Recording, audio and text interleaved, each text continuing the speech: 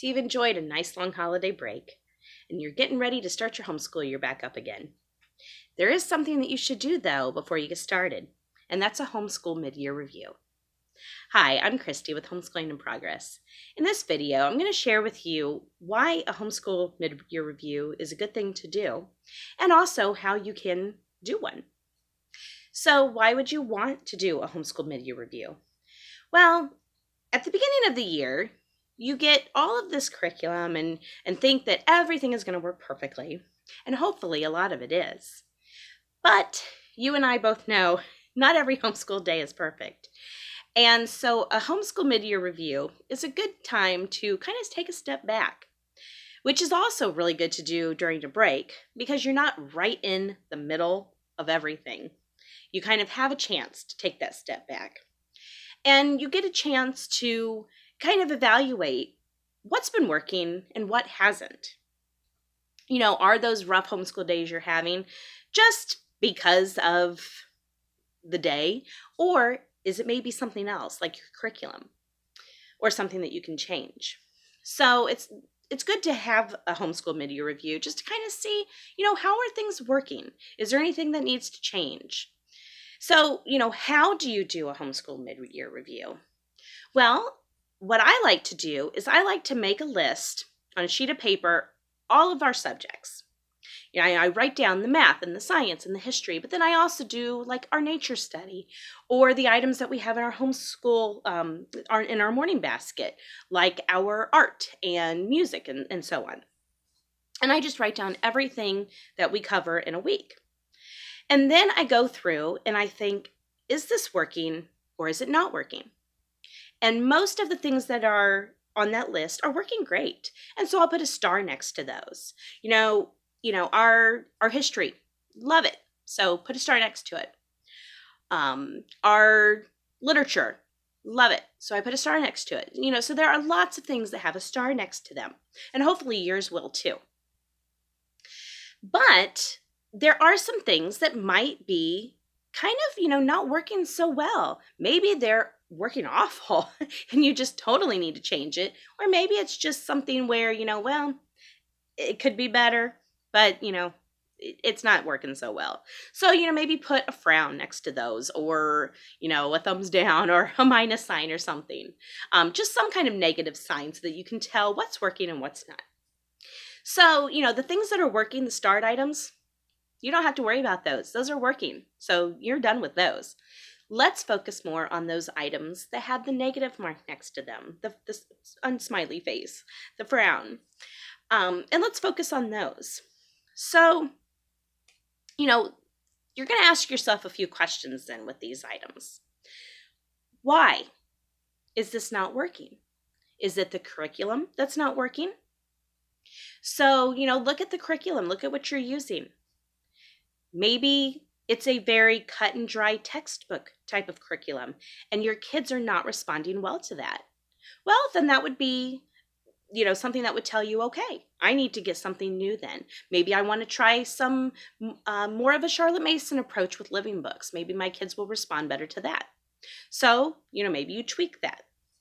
Or, maybe the curriculum's not working because it just is too advanced at the time. We had that problem this year with geography.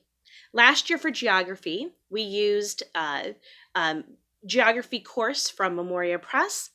Loved it. It worked great. But then when I got it for this year, we started it for, a little while, and very, very soon, just even a couple weeks in, I could see it was way too advanced, mostly for my fourth grader.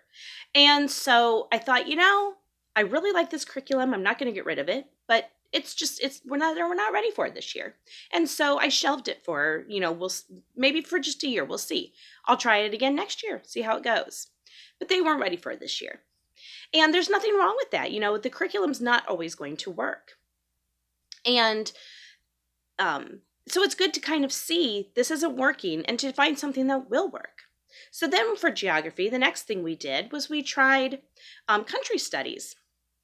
Since we had done the European study last year, I thought, okay, well, let's focus more on just 8 European countries. And so the boys chose some countries. We went to the library and got a few books on, I think, the first 3 countries.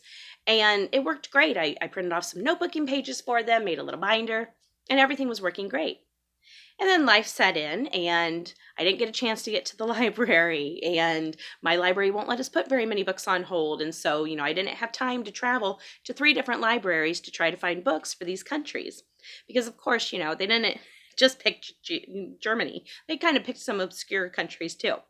And so it just got to be too much of a hassle. And so I thought, maybe we will just put that to a summer program. We can just do maybe a week-long study of these countries, of these last 5.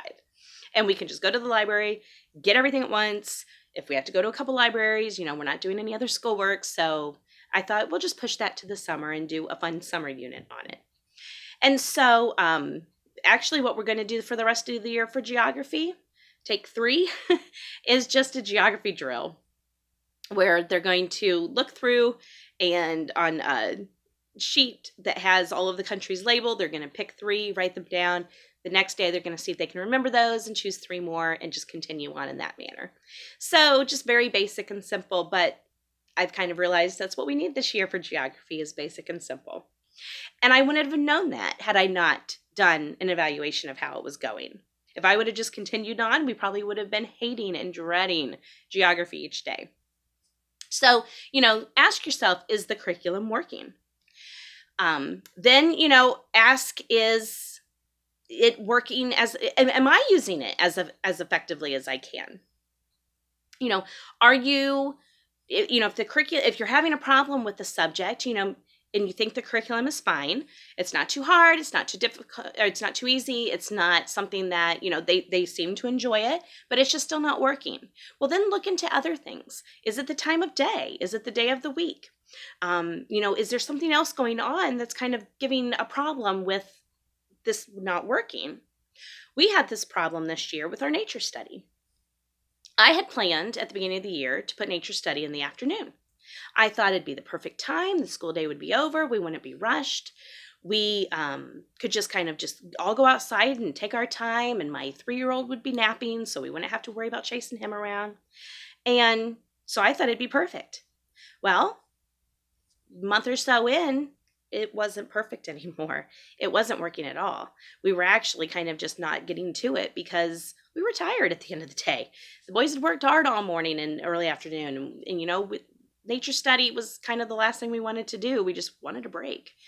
My 3-year-old napping is kind of the only time I have during the day when I can really get anything done because, he's getting to be quite a wild child.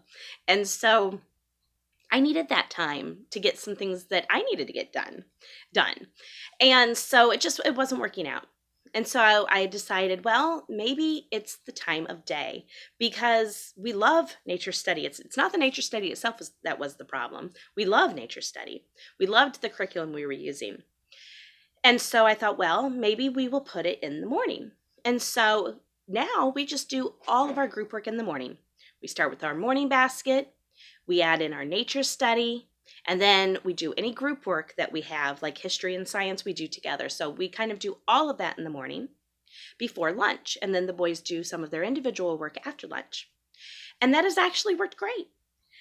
We get to the nature study. We take our time with it because we know we have until lunchtime to get all of our together work done.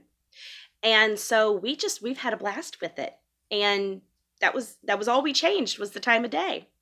And so, maybe the curriculum is working just fine. So don't go rush out and buy new curriculum just because something's not working.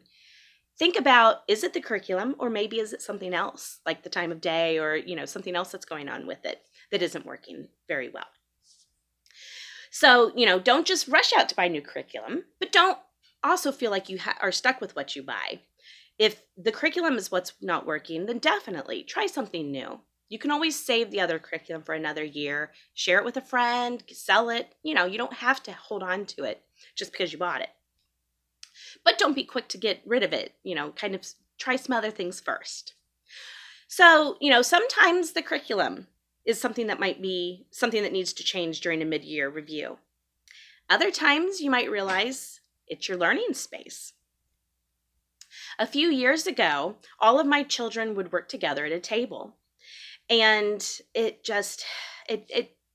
every day was kind of stressful, and the kids were fighting, and I would have to keep redirecting, and especially my oldest son, and it got to be where we were all kind of dreading the homeschool day each day.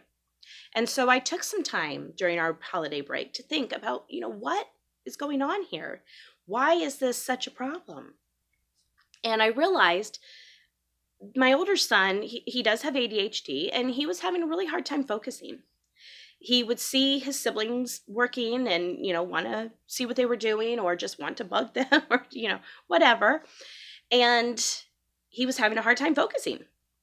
And so I ended up bringing a desk down from his room and just putting it against the wall in the same room that we were in, but against the wall. And there was nothing on the wall in front of him.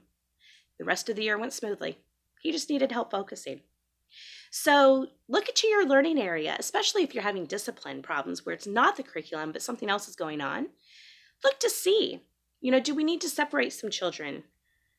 If you have more than one or two kids, you realize that they don't always get along. And so, sometimes it's personalities that clash. Sometimes you might need a child that needs quiet when they are working. My daughter's like that. She really likes it quiet so she can focus. Maybe they just need to, do different things at different times. So kind of look to your learning environment and see if there's something that can be changed with that so it can work better. Look to the organization. If you are having a hard time getting going in the morning because no one can find their books, no one can find a pencil, the pencils need sharpened, there's always something that's going on. Look to the organization of your day. Do your kids have a place to put their books? Do your kids have, caddies for their school supplies? Do you kind of have a routine where maybe, you need to tweak some of those things to make your day work better? So the break that you have during your homeschool, during your holiday break, is a wonderful time to kind of plan some of these things out. I've realized during my review the past couple weeks, the homeschool room, it just seems like it's so cluttered, and that there's just nowhere to just kind of strew some things for the kids to get to in the afternoons when we're done with our work. And so, I kind of sat down with my husband and we decided we need more shelving. We need more places for books and such. The house is exploding with books. And so, every year, this is something that we constantly are looking at and deciding, is there a change that needs to be done? Our kids are growing every day. So, things change every year. And it's good to take that time, not only in the summer before the whole school year starts, but in the middle, to make sure that, you're going to enjoy the last few months of your school year and not just kind of, trudge along until the end of the year into the summer before you can start afresh again. You can always make a change in the middle of the school year also. So that's perfect to use your holiday break time. Not every minute of it, but it's perfect to use your holiday break time to do a homeschool mid-year review. So hopefully that gives you some ideas on how you might be able to tweak some things in your homeschool, or see, maybe everything's working perfectly. But, take some time to do that review. I do like to put out videos about once a week, so make sure that you subscribe so that you don't miss any. If you push the notification bell, then you'll get an email letting you know when I've put a new video out as well. So make sure you do that. I will put a link below to my blog post about the the homeschool mid-year review. I have a blog post about that too, so I'll link to that below, and that gives you some other ideas that I didn't quite mention here. But thank you for watching. I hope you have a wonderful rest of your school year. Happy homeschooling.